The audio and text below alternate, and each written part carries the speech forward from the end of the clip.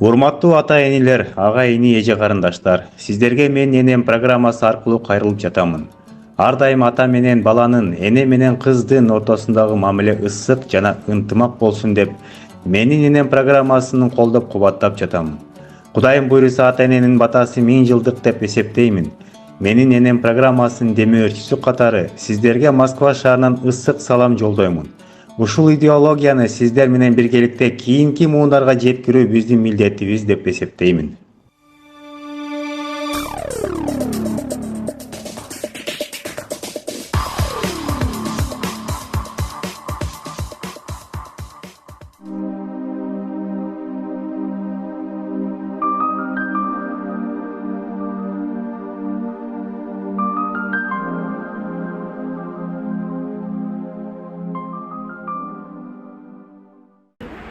Ассаламу алейкум, урматтуу менин ата-энем программасынын көрүүчүлөрү, мен азыр Алай районунун Сопу Коргон деген айылына келдим. Мына ушул айылда бир энебиз менен атабыз өзүнүн бир быйылкы жылга дагы ушу юбилейлик 70 жылдыгын өткөзүп атыптыр. Мына Россиядан Жазгүл деген кыз, анан ушул бияктагы кыздары баш болуп, коштошуп, бири-бириңиздерди колдоп кубаттап, анан келип калдым. Кыскасы, эже мындайраак турсаңыз, эми сизди мындай. Азыр эми бул сюрприз да. Сюрприз айттырбай келебиз да. Мисалы үчүн, ошон үчүн баягы эч кызарат болбоңуздар, мен даярданып турмакмын деп, андай мындай депчи. Энебиз канчага чыгып, анан сиз канчанчы кыз болосуз? Куш келипсиз биздин айылга. Апам менен атам быйыл 70 жаш, эко тең да, 70 жашка чыгышты. Мен эң чоң кыз болом, 6-1 туугандабыз. Гүлү энебиз, Гүлү энебиз, Ашынбай атабыз 70 жашка толушту быйыл Кудай кааласа. Энебиз эко жылы бир. Жашы да бир. Классташ экен да? Классташ. Жакшы. Быйыл эми ушул менин ата-энем программасына бир камтып коеюн депсиздер да, эми ошондо. Сиңдим ояктан сизге сюрприз кылайын деп тур да, биз деле билбей отурганбыз, бирок негизи. Айтты, кайра айтты, эми Кудай деп бара бериңиз деди, бирок кайтпаңыз деди да. Анан ошого эми бул жакшылыктын жышаны, бул жакшы программа жалаң ата-энелер үчүн тартып аткандан кийин анан жолуңуздар аябай сонун экен, бирок алыстыгына карабай анан келип калдым. Азыр эми энебизди бир нары бери кылайлы, эми сүйүнтүкчү колдон келишинче аракет жасап, өздөрүнүн достору менен кичине белгилеп отурушкан эле. Азыр үйдө отурушат. Жүрүңүз, анда биз эле кирип барайлы. Мына урматтуу көрүүчүлөр, Гүл энебиз менен Ашынбай атабыз жашаган үй мына ушул үй экен. Алайдын ушундай бир тоо койнундагы бир жаратылыш керемети курчаган сонун жерде жашайт экен. Чынын айткандачы, мынакей. Азыр мына ушул үйгө кирип, Ашынбай атабыз менен Гүл энебизди куттуктап, колдон келишинче, акылдын жетишинче бир кубантканга, сүйүнткөнгө аракет кылабыз. Акмалап, байкап, назар салып, тынч отуруп көрүңүздөр.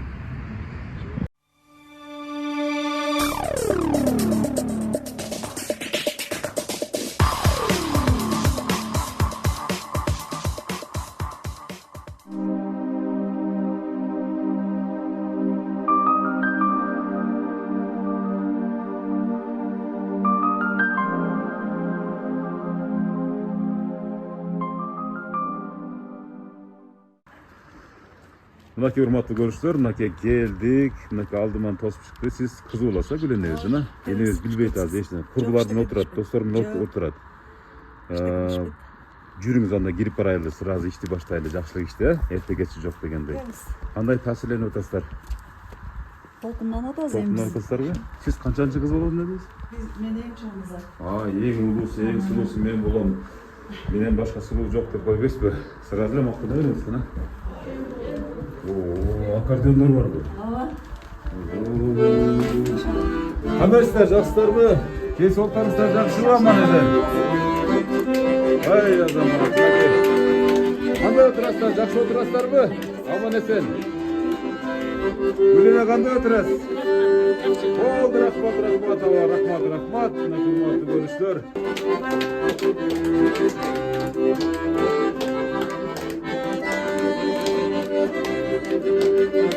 Болду. Эме болду. Мына урматтуу көрүүчүлөр. Эми отуруп туруңуздар. Биз Гүл эжебиз менен кичине учурашып алайлы. Себеп дегенде Ашынбай ата, биракка келсеңиз. Баарлашып алайлы. Бул менин ата-энем программасы. Барыңыздар эле көрүп жүрсөңүздөр эле, угуп жүрсөңүздөр керек. Бирок бул сиз билген эмессиздер, Ашынбай ата эч ким айтпаганбы? Мына ушул Жазгүл деген кызыңыз, анан бул жактагы кыздарыңыздын баардыгы топтолуп, мына ушул быйылкы менин ата энемдин ушул туулган күнүн 70 жаш юбилейин чакан Курукта, чакан айлампа менен бир жакшынакай сүртүмдөрүн, образдарын ушул программага камтып коелу, түшүрүп коелу деп ниеттенишкен экен. Бул жакшылыктын нишаны эне. Ал ушинтип келип калдым бакылдап, оштон келдим да, көрдүңүзбү? Рахмат эне. Бул шибеге тарткан жокмун, ушул менен программасын тартып жүрөм. Эне канча жашка чыктыңыз? Кана? Агас. 70. 70, канча небере, канча бала, канча кыз барын айта бериңиздер. Мына 70 жашка чыкты, мынакей мынча баланы өстүрдүм деп эле. 6 балабыз бар, 2 уул, 4 кыз, 14 небере. Бардығын окутуп жайлап, бардығы ордуна турушкан, Кудай кааласа балдардан тындык. Эми балдардын убайын көрүп ушу төрдө отура турган кезибиз келди. Кудай ошону насип кылсын. Жазгүл кызыңызды канча болду көрбөгөнүзгө? Көргөн быйыл каникулда 3 ай жүрүп кетти, 1 ай 2 ай болуп калды. Келип 1-2 ай жүрүп кетет жыл сайын, мисалы кээ жылдары келет, салып, Жылда келип кетет о. Ушул кызыңыз анан мына ушул улуу кызы болом дедим, мынакей жанатан бери бизди күзөтүп тосуп алды, эжебиз дагы бир жакшынакай сөз айтып койсоңуз, анан атабызга сөз берели. Ата энеңизди куттуктаңыз. Быйыл ошо 70 жаш кут болсун, 70 жаштары. Мен ошо бактылуумун, биз ата энем бар, бир туугандарым, балдарым бар, бактылуумун деп эсептейм өзүмө.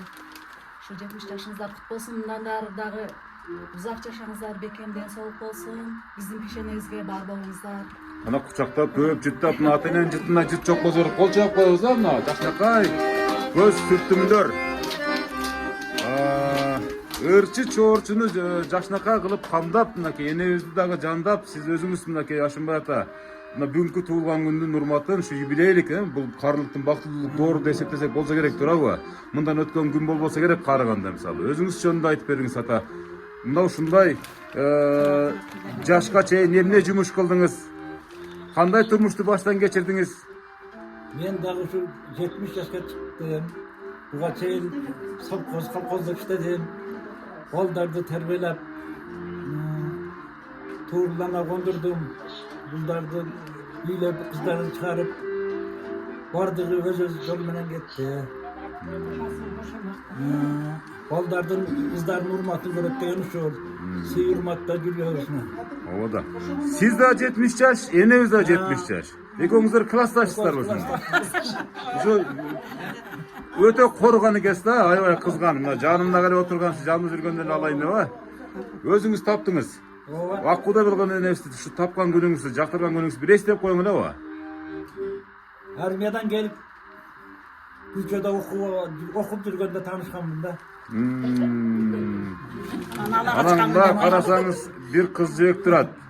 Курмандаттага окшогон энебиз турат. Анан Ушу келечекте мени багат эмнетет сыйлай турган жубай экенин билип анан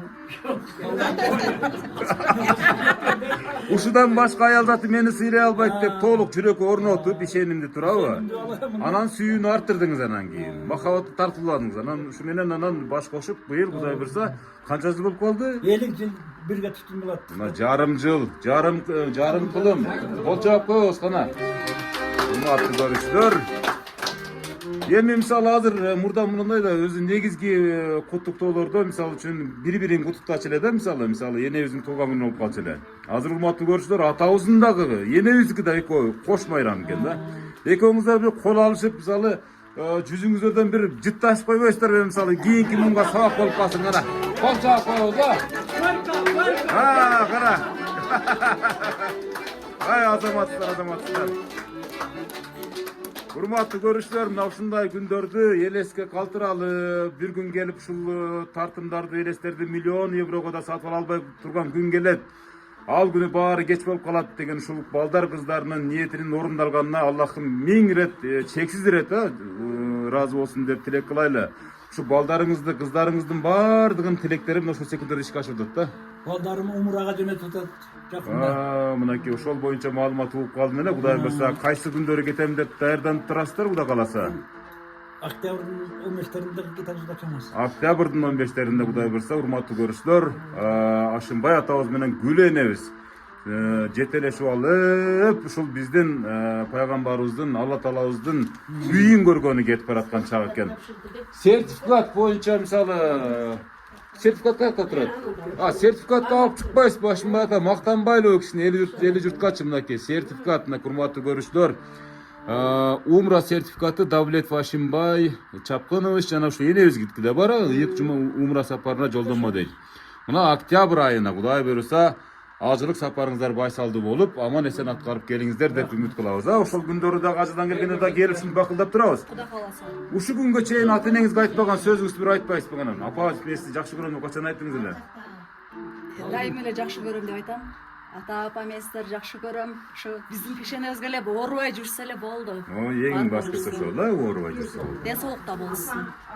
Эне жаш кезинде эмне кылдыңыз? Азыр ал боюнча да маалыматыбыз бар. Аны да сурайбыз. Жаш кезде кантип ушу балдарды жеткиздиңиз эрезеге? Жаш кезде ошо медичушаны бүтүп иштеп, балдарды таап, жакшы татыктуу тарбия берип деп ойлойм.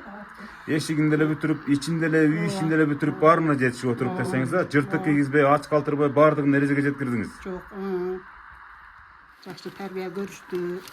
Баардыгы азыр өз отуларын таап бактылуу семьялардан болуп атышат. Биз ошолор менен бактырабыз. Азыр эми карыганда же карыган деп деле айтса болбойт экен. 70 жаш жапжаш көрүнөт экен. Чынын айтканда турабыз.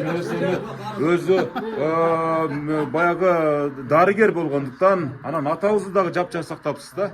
Бунун секрети эмнеде экөөңүздөрдүн мисалы жаш сакталганыңыздардын секрети? Секрети эми бирибизди түшүнүү, ынтымакчылык, бирибиздин ачыбыз келгенде бирибиз. Атам кызганабы, кызганбайбы? Жок. Кызганбайбы. Сизчи? Кызганбайсыз? Мен дагы кызганбайм. Себеп дегенде бири-бириңизге болгон ишеним ошончо турабы? Жүрөк эч качан оорубайт, кыжалатчылыкка жол жок деген нерсе турабы? Азыркы күндө жаштар мисалы бири-бирин кызганып, бири-бирин мисалы башка нерселерди ойлоп алып эле мисалы психологиялык жактан анан жабыркап, анан урушуп, анан ажырашып болот турабы? Сиздердин убагыңыздарда мен көп мисалы канча миңдеген энелер тартып жүрөм. Бирин суразаң бири кызганбайбыз деген. Ушу кызганычтан баардык балекет башталат деген да. Ошон үчүн ушинтип эле жүрө бериңиздер. Эми калган коноктор дагы ошо ооздорун кайрап турушат, бир сүйлөп калалы дешипчи. Анан бир маалыматты биз угуп калдык. Эне ушул Шайыр апалар тобунда дагы сиз бар экенсиз. Ошо ЛТРдин дагы ушу чактыш программасына тартып келген экенсиз, Ошондой азыр сиз бир жакшы ырдайсыз, атабыз дагы өзүнчө бир куплет ырдайт. Аккордеон, комуз бар экен, баардыгы ушул жерде экен. Бүгүн ырчы, чоорчулардын баары чогулуп турду кыскасы. Мына ушул тургандардын баары ырдап берет сиздер үчүн, Кудай кааласа. Деп ойлойм, мисалы, турабы? Рахмат. Кана отуруңуздар эми, кана. Урматтуу көрүүчүлөр, мынакей Акта Соркон жайып, Башымбай атабыз менен Гүл энебиз ушул өзүнүн эң жакын адамдарын чогултуп отурган учур экен. Азыр биз кимден баштайбыз? Ким улуу, ким сулуу дегендей. Кана, сиз сүйлөйсүзбү? Отуруп эле сүйлөй бериңиз. Мына дастаркон үстүндө маек алабыз, Өзүңүздү тааныштырып, бүгүнкү келген максатыңызды айттык. Мына ушул өзүңүз айтканда жана оозуман кары деп чыксам, жок, карыган эмес булар, жапжаш дедиңиздер го. Ушу 2 жашка бир калып элеңиз. Туура. Эми менин мындайда сени тааныйм биринчиден. Биринчиден кош келипсиң, алай жергесиң. Рахмат. Экинчиден бүгүн биздин досубуз Ашимбай Чапкынчыбыз ушундай классташ досубуз, көптөн бери ушу илгерчиден бери катташабыз.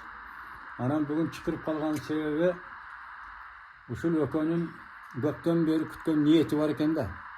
Ушу 70 жылга толгондо бир ушинтип бир маарек өткөзүп коелу достор менен дептир. Муну азыр угуп атабыз. Демек менин досум жакында мына умрага барат. Экинчиден биздин аяшыбыз негизи таланттуу, көп кырдуу аял. Анткени Шайыр апаларда дайым ошо өргөнүн арасында көп жерлерге барды, ушу таланты менен таанылып келет да. Анан эми кыргыз эл ушундайбыз, баланы эмне деп бакпайбыз. Бала, кыз ошол ата энеми бир колдоп, ушу ак сүтүн актасам экен, ушулардын кылган мээнетин актасам экен деген баланын ниети тилеги болот дайыма. Эми аны кээ бири ага жетет, жетпейт. Бирок бул тагдыр. Мен бүгүн сыймыктанып атканым ушу Ашимбай досум, Гүлү аяшым Her daim şu gülüş ayasının baştan daim öyle ağalecek tekbeyt.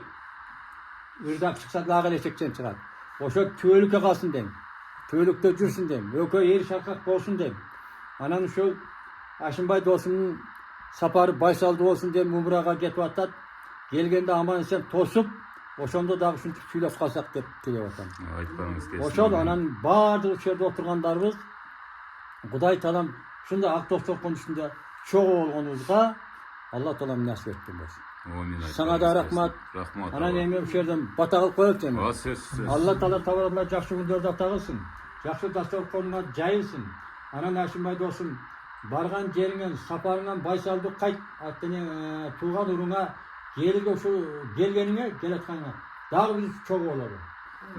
Şu ziyaretin kabul olsun. Allah'ın razılığı için dost umran kut bolsun diye hazırda aytmakçımın. Бар болгула бир бололу.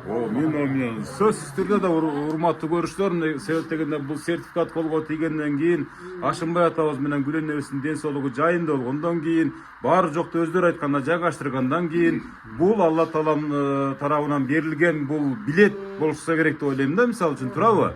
Ушу билетти алып алып туруп аман эсен барып кайра алдыңыздарга кайтып келет деп үмүт кылабыз. Рахмат. Кана кийинки сөз беребиз. Урматтуу көрүштөр, ушу Ашынбай атабыздын эң жакын достору, мынакей өзү ниет кылган экен 70 жашында эң кымбат баасы жок досторумду чогултам деп. Ошол күн бүгүнкү күн. Oturganlar barыбыз Токтогул мектебинен бир окуп, бир тоңойгонбуз жерде. Бири-бирибиздин жаштыгыбызды да, ушул келген карлыгыбызды да жакшы секреттерди билесиздер. Эстегелип элестеп турабыз. Эми Ашынбай досум, умрага ушундай сертификат алып, балдарыңын жакшылык күндөрүн көрүп, кыздарыңын жакшылыктарын көрүп, ушундай эме менен кетип атасың сүйүнүч менен. Сүйүнүч менен барып, сүйүнүч менен кел досум. Ушул жайылган дасторконуңдай жакшы дасторкондордо дайым бирге бололу. Бардык жолуңа да бардыгына ийгилик каалайм досум. Мен айтпаңыздар келсин, мынакей дагы бир досунун бир жашынакай болгон ыйык адамынын сөзүнө ортоктош болдук, Кана абабыз.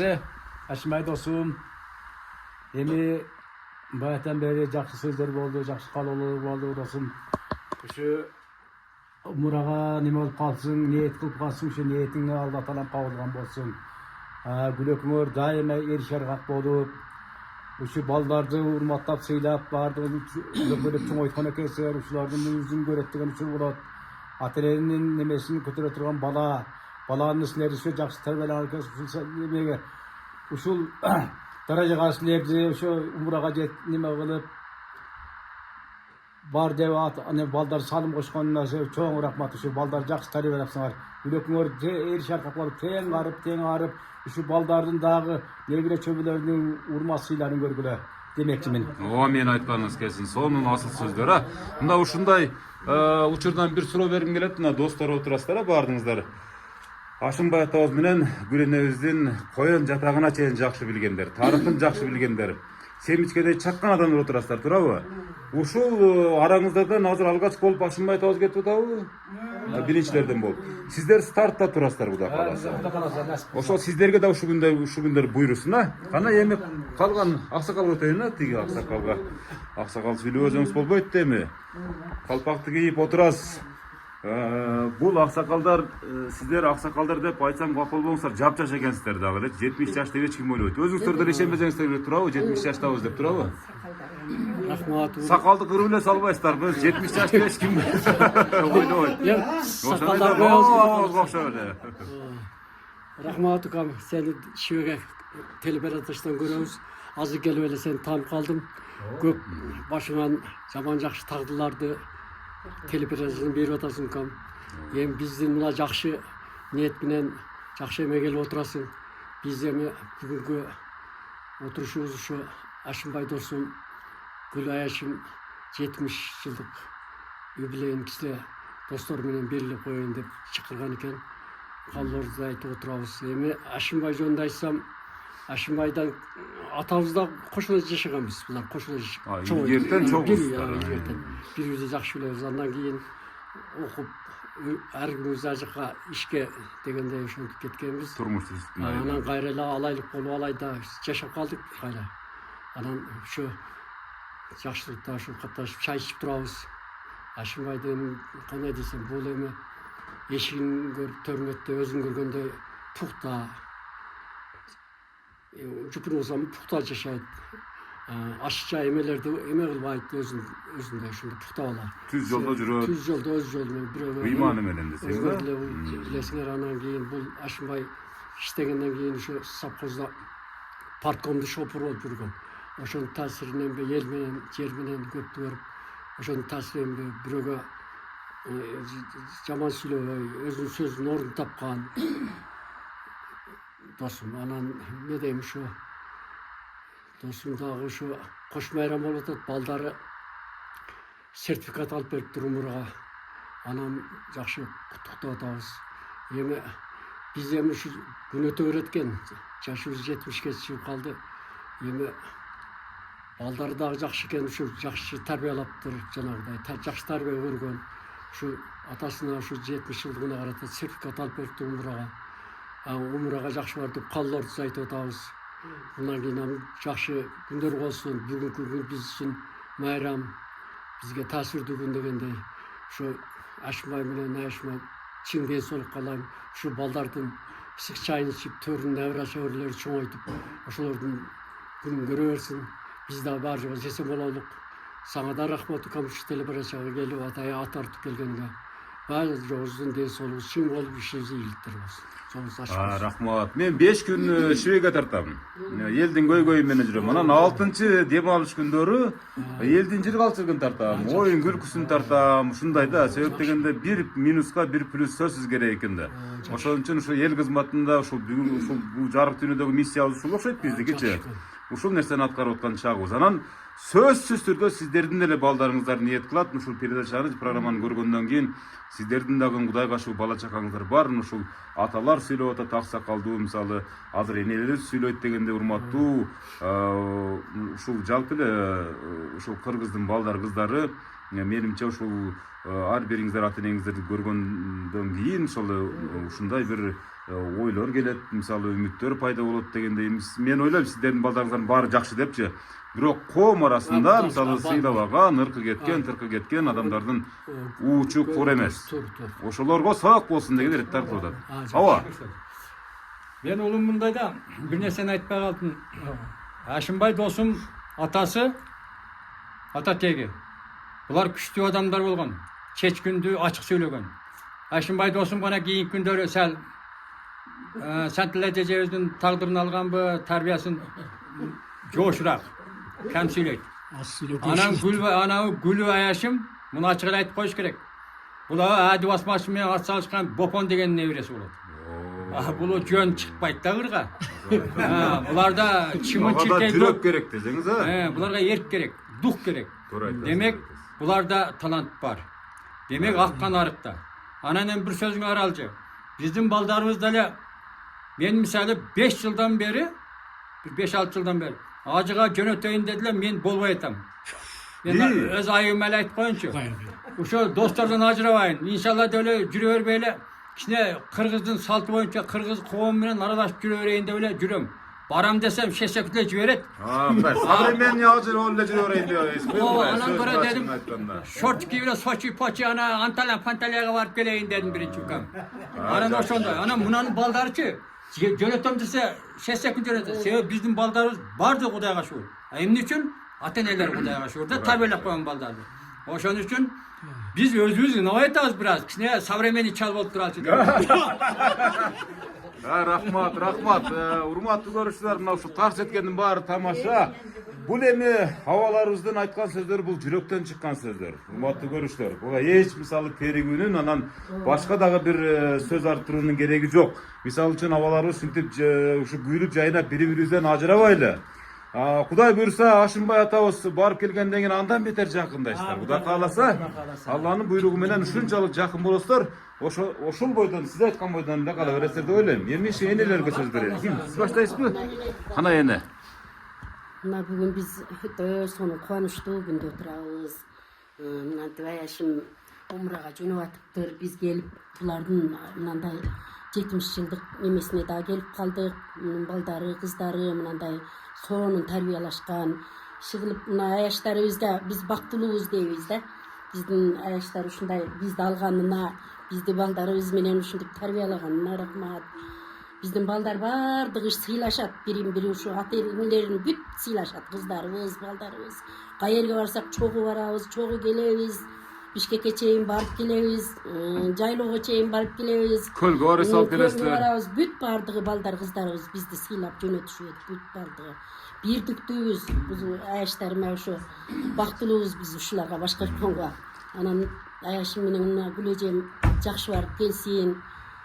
Ошо умуралары кабыл болсун. Келгенде дагы биз жакырап жайнап тосуп алайлы. Баардыгыбыз ушу катарыбыз бузулбай ушундай ойноп күлүп жүрө берели. Биз дегеле өзүбүздү каарыбай ушу жаш сезип эле жүрөбүз ушулар менен. Албетте. Эч качан каарыбайсыздар Кудай кааласа. Сонун немелерди тартып жүрө бер. Ден соолугуң болсун балам. Рахмат эне, рахмат. Бар болуңуздар. Мүмкүн бизди да тартып келип каларсың. Сөзсүз түрдө, сөзсүз Кудай кааласа ар бириңиздердин үйүңүздөргө барам деп ниет кылам. Кудай кааласачы, мына ушундай. Обода. Кана эне бир жүрөктөн чыккан сөздөрдү айтыңыз. Ашынбай Гүлү, ошо 70 жылдык юбилейиңер кут болсун, ден соолугуңар чың болсун. Ошо кош майрам болуп бир жастыкка башыңарды койгонуңарга 50 жыл болуптур. Будан нары дагы ынтымактуу, тең арып, тең карып жашай бергиле. Ошо тарбиялаган балдарыңардын да ден соолуктары болсун, не тилесе тилектери кабыл болсун. Алла таалам баарыңарды дайым колдоп жөлөп жүрсүн. Ошо дасторконуңар дайым жакшылыкка жайылсын. Ошо достор менен дайым чогуу ойлойлу. Ошо умура сапарың кут болсун. Умура сапарың кут болсун. Ошо талаа түздөгү балдарың эсен болсун. Не тилесе тилектери кабыл болсун. Рахмат балам, сен дагы ушундай жакшы передаштарды алып жүрө бер, элдин жакшылыгын алдыга чыгарып, баягы кыйналгандарды аябай шибеге менен жакшы сайып жүрө бер. Рахмат эне, рахмат. Айтканыңыз келсин. Жакшы сөз болду. Кана эне сизден сөз болсун. Ашынбай, алдым бир күплөтөр менен куттуктайм. Өзгөчө куттуктоо мынакей. Толкундап отурган себебим, тоюңа ушул белегим, үлгүлүү он болсун деп, үн кошуп ырдап беремин, үн кошуп ырдап беремин. Ой, рахмат. Соннурдай деген, действительно соннурдай экен. Эми Ашынбай, Аяш Гүлү дос, бүгүнкү силердин 70 жылдык кутман курагыңар менен чын жүрөгүмдөн куттуктайм. Экинчи өкөңөрдүн ушу турмуш куруп 50 жылдык алтын тоюңар дейм, ону менен куттуктайм. Үчүнчү мына ажы сапарына жөнөп атыпсың, сапарың байсалдуу болсун. Аман эсен барып кел. Тынч аман бол. Мынакей балдарды багып, тарбиялап койгон экенсиңер, үзүрүн көрүп атасыңар. Бул дагы болсо мындан ары өкөң дагы Алла берген жашты жакшы жашап өткүлө.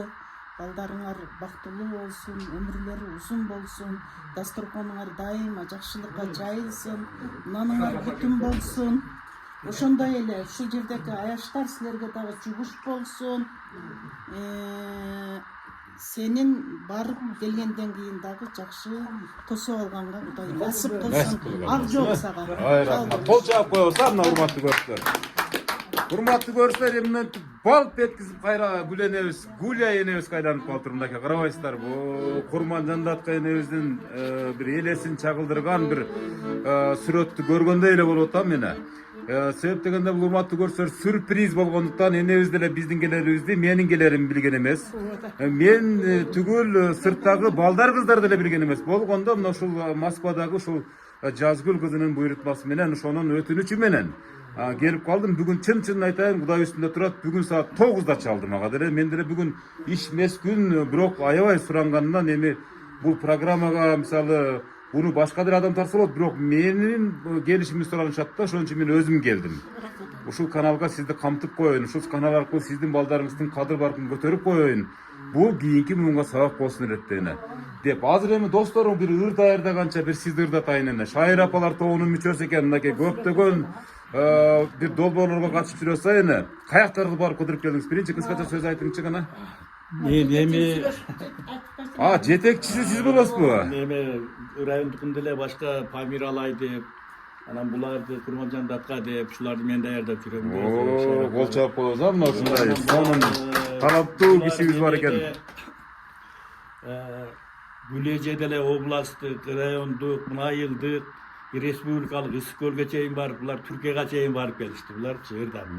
Анан бул Шайрапа дегенде башкалары жана айылдын Шайрапалары. Булар атайын кастингден өтүп, ысык көлгө барып, сыналган, тандалган. Гран-при анамналарды алган аялдар буларчы. Курманжан датка ошолорду алып келди. Ошодо Гүлеже Салис ырчы. Салис да мындай жеткенде. Эми Гүлеженде кичине токтолуп кетейин. Гүлеже өзү бул жерге келгенден эле билебиз, эң жакшы алдыңкы медайын да. Ушу аябай жакшы грамоталарды алган, больницада көп жыл иштеди, дарак бир жерден көбүрөттөйт, ошо бир эле жерде иштеди, бир жерден чыкты, бир эле күйөөгө чыкты, бир эле күйөөдө жашап келди. Башка күйөөгө тийбеди. Башка бирөө жакшы көргөн деле биз. Ашымбай ака деле бир эле ушу партком дебеди жана. Ошонун машинасын алды, убасы-убазын ол бирөө чыдап иштей албайт, партком аялам өтө строгий аял эле. Ошол эле машинасын алды, ошодо эле иштеди, ошодо эле пенсияга чыкты, ошентип эле ушул үйдө жашады, ушул үйдөн илгери ошондой неме болгон, такта шипер алдырган, анан ушул үйдү салдырган. Ошентип эле жашап келатышат. Буларда интимактуу өзү жок, чын айтайын. Мен көп эле баамдайм да, буларда интимактуу жашаган. Деме Ашымбай ичпей, чекпей, кысасы тартиптүү, адилеттүү, ыймандуу бардыгы бар, одочу. Анан кийин Гүлеже да ошондой. Буларды дайым эл сыйлаган адамдар сопунун. Мына үлгүлүү үй, булардан үлгү алса болот да, бардыгычы. Ошон үчүн ушундай үлгүлүү үйдү ушундай көрсөтүп тартканыңа сага чоң рахмат. Ушундай үйлөрдү көрсөтүш керек. Мына элдер көрсө деле аябай жакшы адамдарды тартыптыр деп сөзсүз ыраазы болот. Буларды көргөн адамдар азыр эң туура адам тартыптыр, ошо барыптыр, балдары ушундай бериптир, андай мындай деп. Эми Гүлеже жакшы да өз ичинде, анан балдар деле жакшы тарбиялаган, балдар деле баары жакшы. Өз ордунда да. Буларда эми кандай десем, биз деле ушундай болсок деп ойлойм. Ушундай болсок деп ойлойбуз. Балдарыбыз деле ушундай болсок деп ушундай болсо деп ойлойм мен мисалы. Ошентип айтканыңыз келсин. Урматтуу көрүүчүлөр, ушу Гүлеже менен чогуу кесиптеш катары, анан бир чети ийниси катары, анан дагы айтыбыз сөз көп, айылдашы катары, тууганы катары жана башка бир топ сөздөрүн, жүрөктөн чыккан сөздөрүн өрө болду. Азыр жанында мына эжебизде турат, улуу кызымын, сулуу кызымын деген эжебизде колумуз кармап турат. Демек, бул үй бүлө таланттуу үй бүлө окшойт чамасы. Гүлеже, сизден бир жакшы сөз менен, бир жакшы бир астынан комментарий берип турган, кайсы ырды, канча ырды аткарасыз? Каяктарга барып келдиңиз? Мына Түркияга барып келди. Түркияга барганда кызганбадыңызбы? Түрк чалып балдардан. Кыргызстандын жакшы жери калган жок. Ушу долбоор жакшы экен, жакшы жерлерге алып барып, чакыруу менен барабыз. Барган сайын жеңиштерди, гран-призтерди, эмелерди алып келип аттык. Лауреат алды. Өкмөттүн эмесинде тагылып турат. Райондо, айылдык. Эми кыскасы барган жерден биринчилигинен алып келип атабыз. Мына тарбиячыбыз күчтүүбү, жебизибиз күчтүүбүзбү? Өзүңүз эле күчтүү болуш керексиз. Ошентип коебуз да, мисалы үчүн энелер баары жашыңыздар бир топ, тажрыйбаңыздар бир топ дегендей. Азыр эми кайсы чыгарманы аткарып берейин деп атасыз? Кайсы чыгармага бир сиздин чыгармаңызды бир TikToктон шунчалык звезда кылабыз, YouTube'дан өзүнчө кетет бул программанын арасында. Андан сырткары мына комуз кармап турган абаларыбыз, эжелерибиз ырдайт, өзү дагы мына жетекчиңиз ырдап берет, Кудай кааласа. Кана? Эми көптөн бери билесе аз кыйылып барган дегендер дайым деп турат да. Көбөлөр ырдайм, көбүнчө Бедияровдун ырларына көбүрөөк басым жасайм. Анан Арзыбек Бедияровдун чыгармаларына. Азыр кыйылып турам деген ырдап берем. Досманбетованын ыры. Репетиция албай турган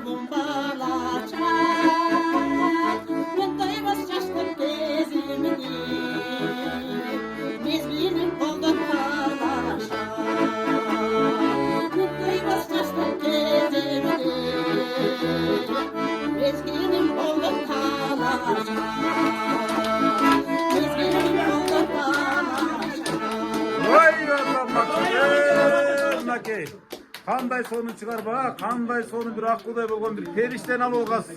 Кандай бир ушундай бир чыгарманы аткарган мынакей ушул жаштагы энекелерибизге мына кол чапкандан башка биздин пайдабыз билбейт туурабы? Азаматсыз, ошон үчүн жапжаш турбайт. Сиз 70тен да жаш көрүнөт экенсиз. Ана кийинки чыгармага сөз беребиз. Урматтуу катышуучулар, ушул аккордеондун ошо туруп ырдасаңыздар үнүңүздөр бийик болот да. Ким ырдагысы келсе мына аккордеондун кошосуна ушерге ырдатайлы. Биякты сахна элестетип коюңуздар. Кана. Урматтуу көрүүчүлөр, мынакей сонун иш-чара башталып атат. Энебиз жүк болсун деп дагы бир чыгарманы жаңырткан турат. Кана баштадык.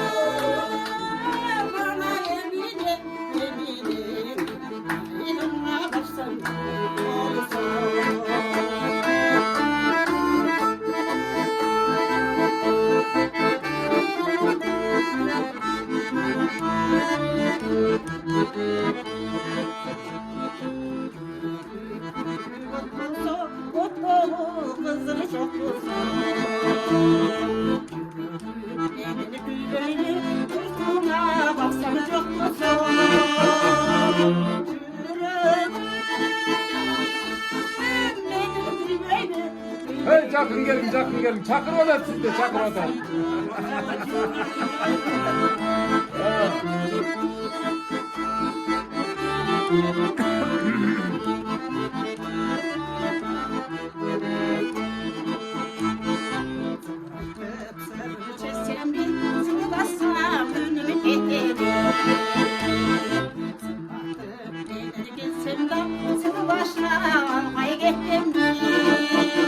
Jakın durun, jakın.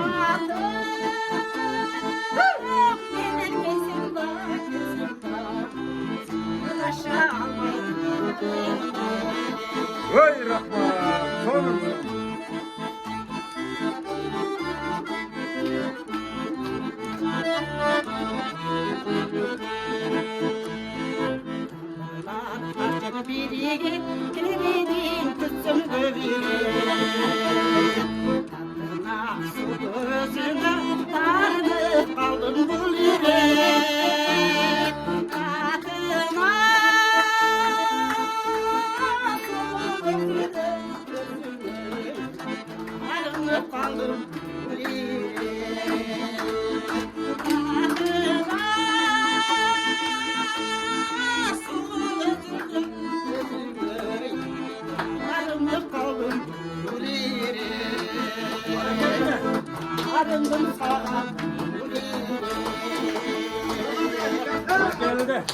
Көп жашаң ана көп жашаң. Ушунчалык мисалы мына ушул мен жана башында айттым урматтуу көрсө 70 жаш деген менен энебиздин бир үнү бир 18 жаштагыдай өзүнүн сырты көрүнүшү бир 30 жаштагы 35 жашты чамалап тургандай көрүнгөнүнө мен шегим жок деп айттым эле. Мына факт, мынакей далил туурабы?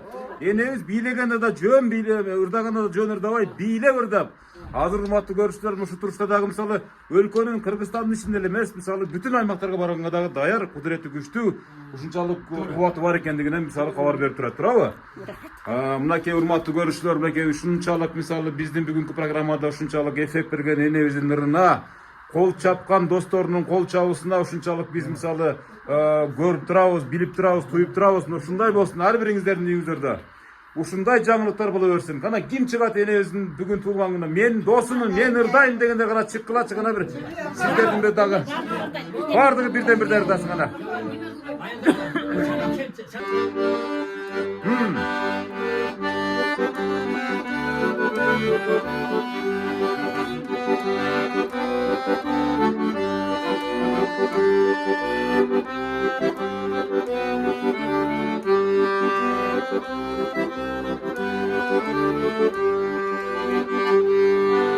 Asıl kimsin günde candaşlar.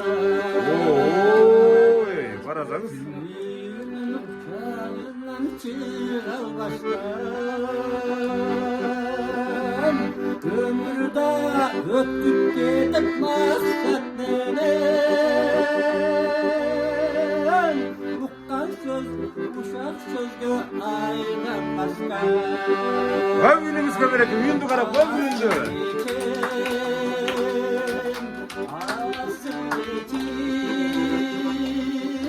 Asıl geçim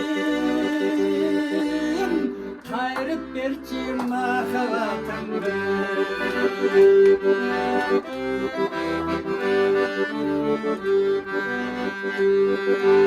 Tüyükulu akın yedin aytkanda Gitmesimde cimişi çok umara Cirve gülmet dedim karanın acalını Mende bolsa çüröktüğü burama Bıktısız, bıktısız. Asıl geçim, asıl geçim, asıl geçim Hayrı bir çim mahabatımdır Öte son.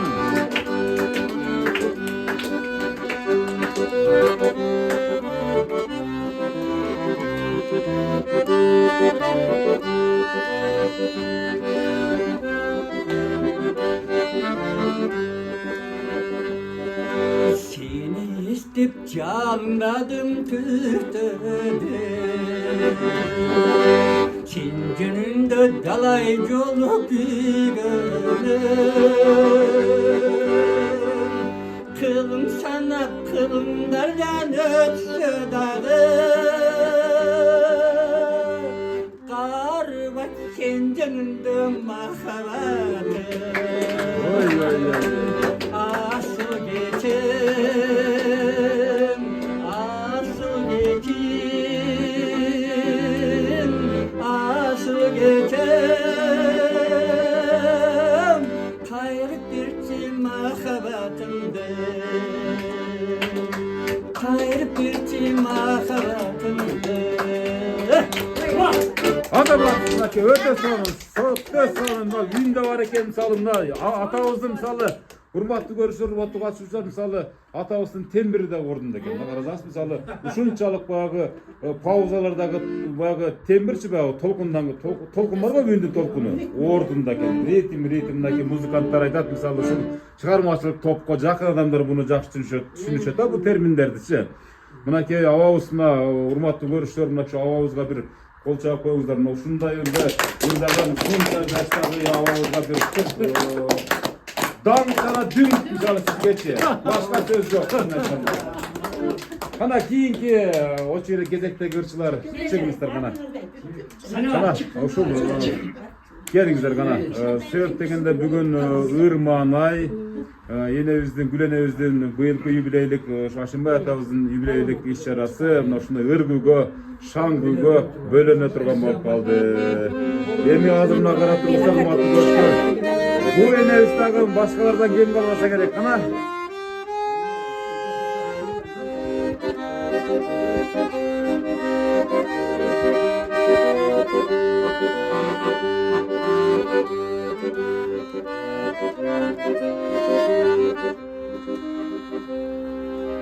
Meni taqdirima başım ivegin Meni taqdirim kapırdım bilegin El artistlerden ötken adamlar oturup da bir yerde var öyle. Eşne seni surabayımay Arka belde yadenem yetilegin Hep böyle size. Meni tutkan baldarıma tilegin Meni tutkan dostlarıma tilegin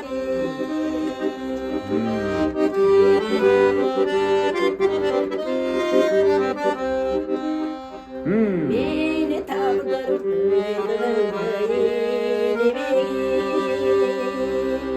Meni taqdir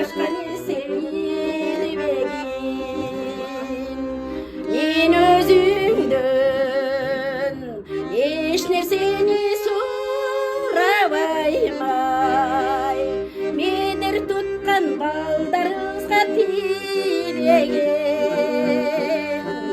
birge жүргөн аяштарга тибеген birge жүргөн досторума тибеген Азаматсыз сонундар. Урматтуу көрүүчүлөр, мынакей бүгүн көп программада бир топ программа ушу ичинен жасала турган болуп калды. Себеп дегенде мына ушул энелердин ушул музыкалык эстафетасы башталды деп көрөм. Билем, TikTok'та атайын ушу энелердин эстафетасы деген плейлист бар. Ошол жака ушул энелердин бардыгы аталардын ырлары да кире турган болуп калды. Антпесем андан башка менин аргам жок. Мындай ырлардын бардыгы ретро ырлар. Мисалы бул ырлардын бардыгын чын-чынына келгенде ушул балдар кыздары мисалы эгерде жаздырып алам дей турган болсо, бул буга чейинки берген алтын байлыктарынан дагы жогору турган байлык болуп эсептелинет. Кана аба өзүңүз бир топтун жетекчиси катары неме этпей туруп элечи. Эми бул өзү үй мен деле билбей эле келип калдым чынындачы. Буларды 70ке чыкты деп ойлоптум. Буларды баягы силер айткандай эле алышмыш деп эле неме эле. Анан жүрөк 70ке чыгып калыптыр да көрсө караган. Бирок жаш да булар. Жашын байка деле жаш, билеже деле жаш. Эми Ашимбай акадын үй бүлөсү болгондон кийин Ашимбай акага бир-эки ооз менен ырдап коеюн да. сөзсүз. Мен Кытай эл оонуна салганда кичине бирдекелерди кошо калам да, башкаларга кошо албайм. Ошон үчүн ошол оонуна салып бир-эки Макул, жарайт.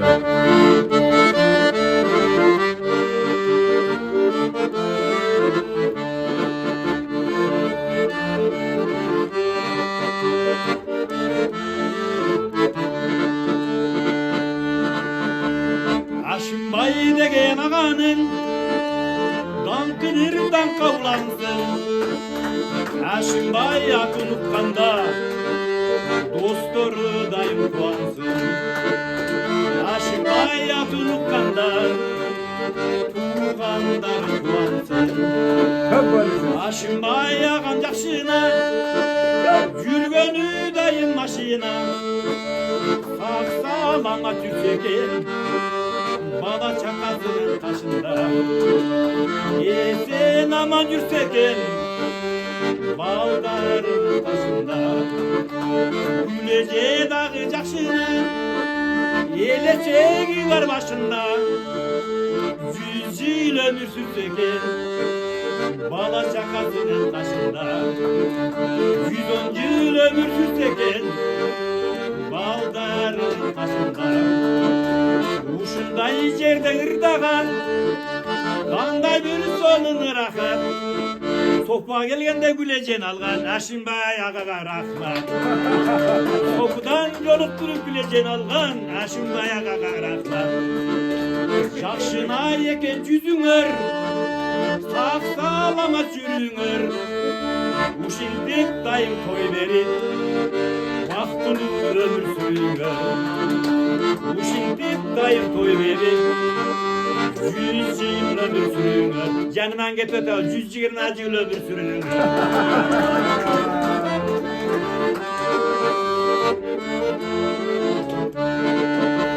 Ушул жерде турган туугандар сак саламат болгула.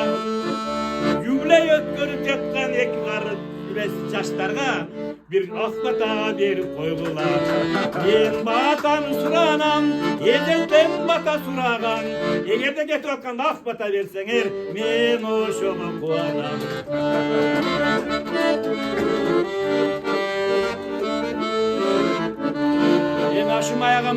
Ашимбай агам не болсоң ошо бол, Күлеже менен Түөлүккө кошо бол. Мен ырынын соңунда өркүндөй берөсө бер, өз тагдырың колунда. Өркүндөй берөсө бер, Ашимбай ака, өз тагдырың колунда. Өркүндөй бер, өсө бер, Ашимбай ака Күлеже, өз тагдырың колунда. Vay azamат. Мына катылгычтарчы, урматтуу көрүүчүлөр, мынакей. Эми мисалы үчүн мисалы аябай мисалы буга тиги сөзгө караганда ыр мелдештер аябай күч алып кеткени байкап атабыз. Мисалы урматтуу көрүүчүлөр, мына азыр эми бул жерде ырдабаган адамдын өзү жок дейт.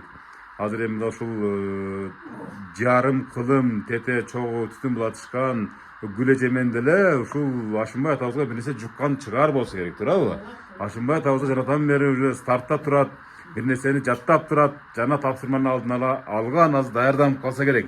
Ушу аккордеондун жанына барып туруп, энебиздин кичине поддержкасы менен, энебиз жанында турбаса аталар бир аз ырдай албай калышат. Ошон үчүн кана бир жакшы. Ошо бир куплеттен кичине ашып кетсе майлы.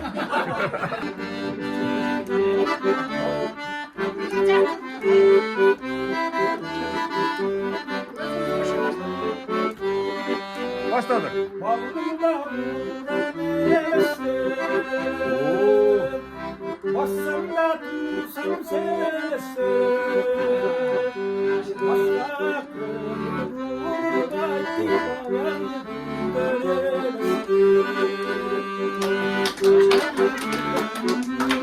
Kaç tane koyalım? Ay Allah'ım Gülene karayız çalın üstünde de ünü bir oyuzu geçe durbayı karayız. Ündün, akordondun emesine bayağı nasıl kadar düşkönünü aytıp koyuyorsunuz turabı, cecalgan aytan mı?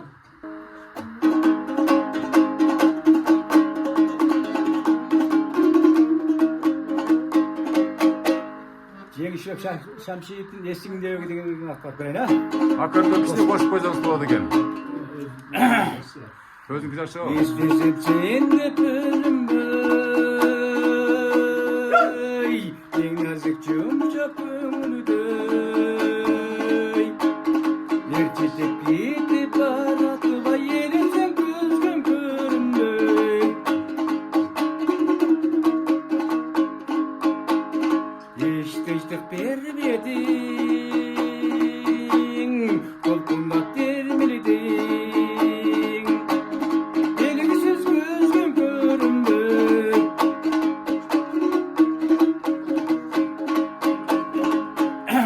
Шарпырау ақсас отыны, сен жазғы гүлді құлқыны.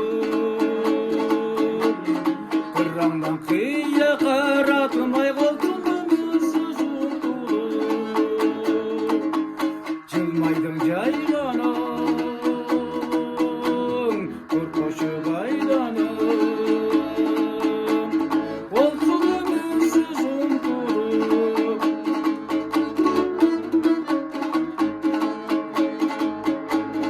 Елесі ошыл мен өттін, созылай тұнық мөрөктін. Алғачы сүйім арнаған аячқы жасынсың жүректін. Білесің есіңден, айлы түнге еркінуден. Ачқы жасынсың жүректін. Bilirsin yesinden, aynı tüyletini Ha, maalesef öyle. Atmıyorsun yürekten. Vay rahmat, urmatlı görüşler. Mınaki avazga da çok rahmat, orun açık alıverіңіздер. Gana енекебиz hazır мындайча айтканда сиздин баягы шайыр апаларга кошулуу бир аракети дейбизби же бир кошулуу бир таасири ушул достордон деле ушу айылдагы кызчылардан деле жуккан экен. Анан өзүңүз деле мисалы ушул дарыгерлик кесип менен шугулданганыңыз менен өмүр бою, бирок кайсы бир деңгээлде ушул талант, ырчылык же бир өнөрчүлүк бир ичиңизде бир бышып келген экен да. Ушул эгерде сиз дарыгерлик кесипти тандабаганда ырчы болуп, азыркы күндөгүдөй баягы Шахрат Талипова, Роза Аманова, жанагы Саламат Садыкова сыяктуу ырчылардын катарын толуктаарыңызга биз 100% кепилдик менен айтат элем. Чын айткандачы. Азыр эми сиз азыр дагы бир жакшынакай чыгарма менен анан бул программаны жыйынтыктайлы, себеп дегенде сиздин үнүңүздү дагы бир акырында дагы бир жакшы калтырып окугубуз келип атат да. Кандай дейсиз? Бир жакшы чыгарма менен, а? Кандай дейсиздер? Урматтуу көрүүчүлөр, биз Гүл энебиз менен Ашымбай атабыздын жакшынакай болгон 70 жылдык тоюна, үлпөттүү тоюна, ушундай бир жакшынакай тоюна ортоктош болуп атабыз. Мынакей дасторкон үстүндө, жайыл дасторкон албетте. Азыр мисалы баардык адамдар ушул күз, Актөбөнүн кары жарылып турган маал, баардыгы той аштын үстүндө дегендей, ошолордун катарында бүгүнкү Ашымбай атабыз менен Gül enebizin үйünde dagы той. Ар дайым ушундай тойлор жаңыла берсин деп ниет кылабыз. Азыр Гүл энебиз деп туруп ырларды тандап атат. Жакшысын тандап туруп андан кийин мына ушул ак калпак деген ырды урматтуу көрүүчүлөр, Кыргызстан боюнча эч ким ырдай элек. Бир гана Гүл эже, фамилияңыз ким? Абдубакова Гүл энебиздин аткаруусунда, урматтуу көрүүчүлөр. Ушуну белгилеп коеюн.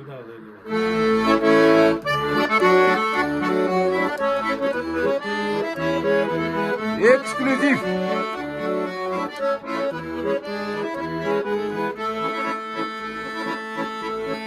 Карасам байкалыстан калпагы окшош косуна. Кандай устикли бол экен карегими түштү көзүнө. Кандай устикли бол экен карегими түштү көзүнө.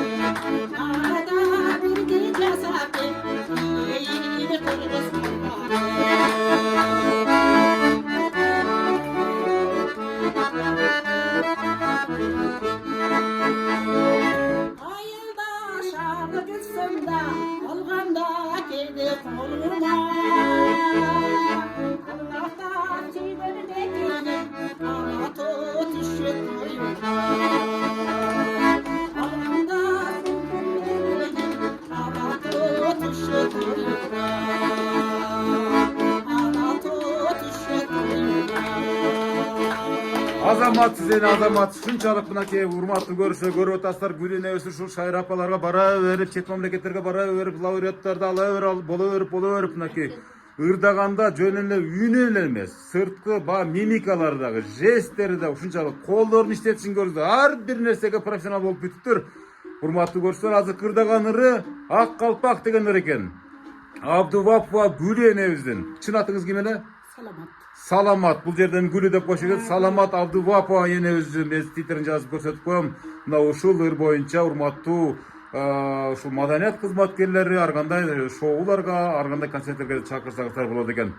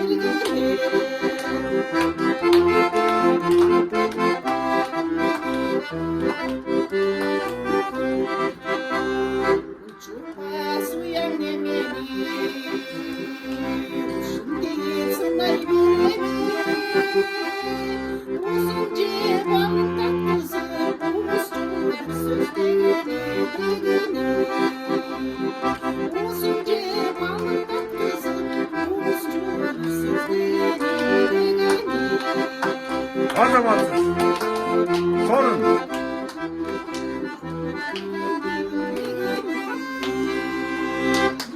Kırgıyık baksan böpölüp, kırangdan çıgat kökölüp, kıdırıp oynap jürölü dost kızdın jetelip. Уларды баксаң бөпөлөп, учуп бир чыгат көкөлөп. Vuruşmay oynap yürölüdü uldadın ulun jetelep uldadın ulun jetelep. Ay rahmat. Görüşler mınaki men айтып аткан нерсе бул баягы бир сөз бар да, сыныктан башка нерсенин баардыгы жугуштуу депчи. Бул айылда мисалы үчүн баардыгыңыздарга жугуптур да бул талантчы. Чын-чынына келгенде мына даже ушул жада калса ушул чалыңызга да жуккан экен да, жана ырынан байкап калдым. Ошого карата бир эмеси бар экен да. Азыр бул жерде мен ырдабайм деген аксакалга деле жуккан болсо керек, бир чимчим болсо керек бул аксакалда, туурабы? Болгондо бир аз эми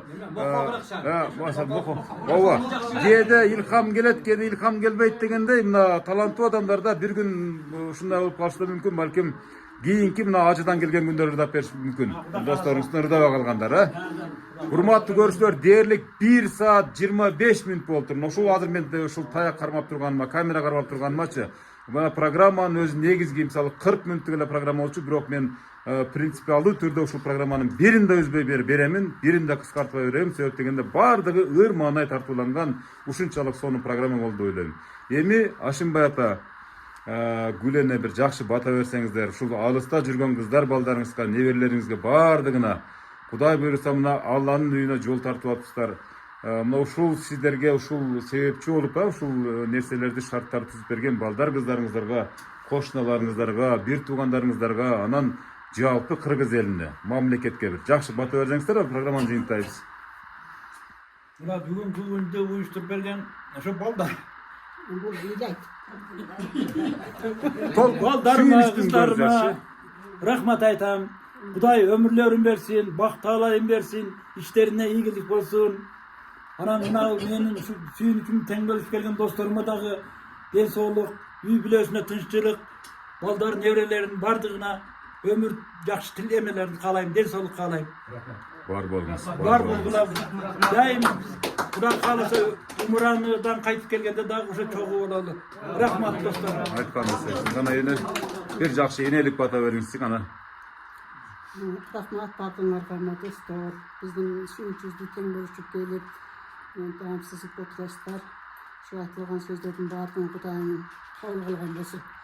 Балдарга эми энем тилегиндей тилек жок болсо керек. Балдарыбызга ден соолук, өмүр, бала чакасы менен тынч жашасын. Ушу баардык жакшылыктарды балдарыбызга каалайбыз. Кудайым ушулардын жакшылыктарына гана күбө болуп жүрөлү. Ушу балдар бактылуу болсо, анан биз бактылуубуз. Ана омин, Омин.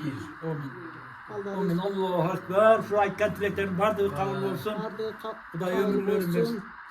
Силердин дагы үйүңөрдө тынчтык болсун, бала чакаңар менен тынч болгула. Дагы бир жолу рахмат. Башыңызды ийип тазим этебиз. Ушу балдарыбыздын ден соолугу, өмүрү, ушу тилеги, эненин тилеги ошол эле. Баардыгы эле атын ошондой болуш керек. Ушулардын ийненин көзүндөй дагы жамандыктарын көрбөйлү, дайым жакшылыктарын көрөлү. Уулум, сага дагы чоң рахмат. Сен дагы бала чакаң менен тынч бол, анан канча жерден келип, ушу балдарыбыздын сунушун четке какпай келдиң. Сада болон, сен дагы өмүрүң берсин, балдарың менен, ата энең менен, туугандарың менен тынч бол. Анан кыргыз элибизде тынчтык болсун, өнүп өссүн. Ушу президентибизге дагы рахмат, жакшы жолдо кетип атат. Ушулардын жанындагыларга дагы ушу заман тынч болсун, беде кырсыктар болбосун. Ушу жакшылыктар боло берсин дүйнөдө. Каламатта жамандыктар болбосун. Тилегенибиз эле ошол тынчтык анан. Урматтуу көрүүчүлөр, азыр Гүлене баягы Ашимбай ата бир аз көзү жашып кетип, анан толкунданып сүйүнүп кеткенде бул ыйлак деп едиңизби, ошол Жазгүл кызы Ашимбай атабыз тарткан экен да.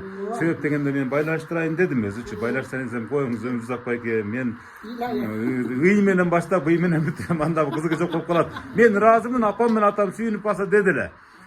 Урматтуу көрүүчүлөр, мынакей ар бир нерсенин башы болот, аягы болот дегендей, мына ушул программаны жакшынакай кылып тартып келип, ушул энелердин, ушул Гүленебиздин, Ашимбай атабыздын максатына жеткен болсо, ушулар ыраазы болсо, мен деле максатыма жеткен болом.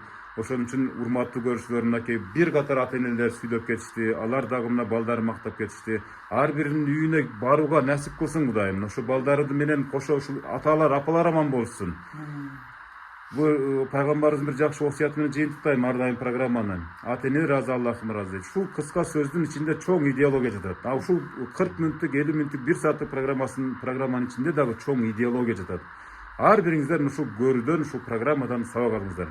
Аты жөнүм Мырзагазим Кулов. Алдындагы телефондорго кат жазыңыздар. Өлкөнүн 7 дубанына барып сиздин атаңыз менен апаңызды сүйүнткөнгө даярмын. Жакшы туруңуздар. Программа жактыбы эне? Ата. Сиздергечи? Жолукканча да сиздер менен дагы.